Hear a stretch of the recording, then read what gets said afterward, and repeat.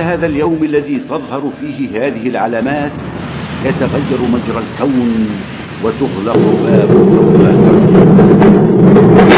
هذه أول مرة ينساني، أنا زعلان. أنا ينساني باستمرار. أنا دائما أكلمه ويكلمني. أنا أحدثه دائما وهو لا يسمعني. أنا لدي مميزات، رسائل واستقبال رسائل. أنا كل رسائل وبشائر ووعود جميلة إن صاحبني، ومع ذلك يقاطعني.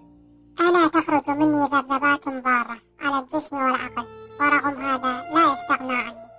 أنا طبيب الأرواح والنفوس والأجساد، ومع ذلك يستغني عني. أستأذنك، لقد عاد ليأخذني. ألم أقل لك لا يستطيع الاستغناء عني؟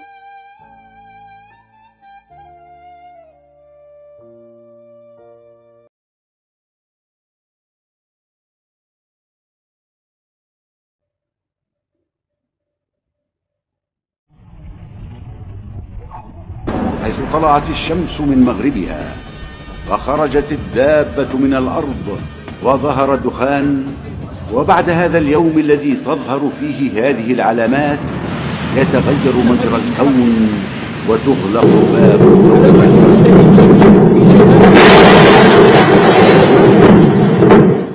كتابا من السماء أعظم ولا أجل من القرآن، من تمسك به هدي، ومن تلاه وفق وأجر، ومن عمل به استحق الإمامة في الدين.